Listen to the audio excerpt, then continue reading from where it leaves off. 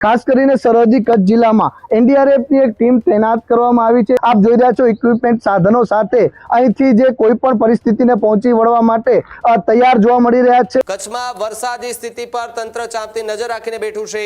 Red એલર્ટને પગલે તંત્ર high alert પર છે, જ્યારે ભારે વરસાદને પહોંચી વળવા એનડીઆરએફ અને તંત્ર જે છે તે ખડે પગે છે।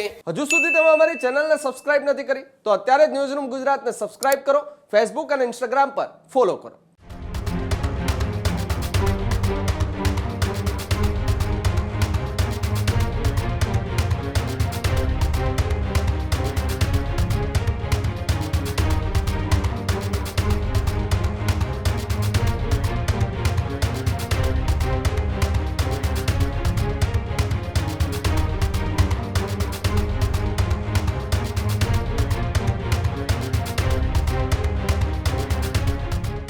તો આ તરફ કચ્છથી એક મોટા સમાચાર સામે આવી રહ્યા છે। કચ્છમાં રેડ એલર્ટ વચ્ચે તંત્ર જે છે તે હવે સફાળું જાગ્યું છે, સંપૂર્ણપણે સજ્જ જોવા મળી રહ્યું છે। સંવાદદાતા ભરતસિંહ ચૌહાણ કે જેઓ ગ્રાઉન્ડ ઝીરો પરથી રિપોર્ટ આપી રહ્યા છે। ભારે વરસાદની આગાહી વચ્ચે એનડીઆરએફની ટીમ તૈનાત કરાય। કચ્છમાં વરસાદી સ્થિતિ પર તંત્ર ચાંપતી નજર રાખીને બેઠું છે।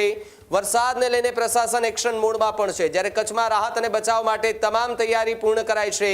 રેડ એલર્ટને પગલે તંત્ર હાઈ એલર્ટ પર છે, જ્યારે ભારે વરસાદને પહોંચી વળવા એનડીઆરએફ અને તંત્ર જે છે તે ખડે પગે છે।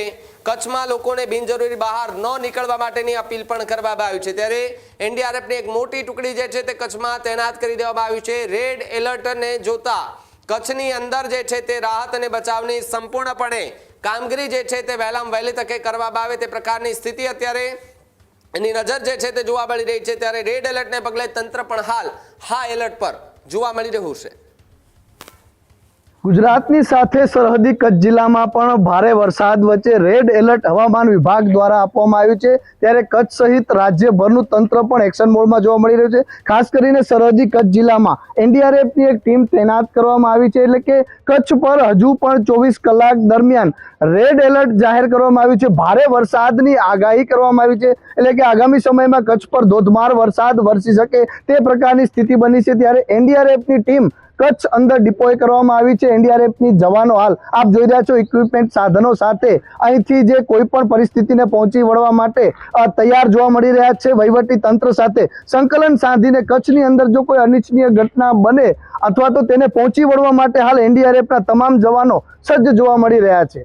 Bharatsinh Chauhan, news room, Kutch. ખેડૂત ભાઈઓ છે ખેતરમાં ડ્રોન ઉડાવતા હોય છે ત્યારે આપણે એક પ્રશ્ન સતાવતો હોય છે કે જે આપણે અત્યાર સુધી જીપીએસ ટેકનોલોજી વાળા ડ્રોન વાપર્યા છે, જેથી કરીને મોબાઈલ ટાવર છે અથવા તો હાઈ ટેન્શન લાઈન પસાર થતી હોય, કોઈ વૃક્ષો હોય, ત્યારે જે જીપીએસ ટેકનોલોજી વાળા ડ્રોન છે એમાં ટકરાય અને ટ્રેસ થાય છે। પણ એગ્રીઓન લાવ્યું છે જીએનએસએસ ટેકનોલોજી ડ્રોન, જેથી કરીને એ ડ્રોન છે એ કોઈ જગ્યાએ ટકરાય નહીં, પોતાની રીતે જ ડિસિઝન લે છે ને મૂવ થઈ જાય છે, જેથી કરીને જીએનએસએસ ટેકનોલોજી ડ્રોન છે એ વાપરવાનો આગ્રહ રાખો। આ જ પ્રકારની તમામ અપડેટ જોવા માટે ન્યૂઝરૂમ ગુજરાતને લાઇક, શેર અને સબસ્ક્રાઇબ કરવાનું ભૂલતા નહીં।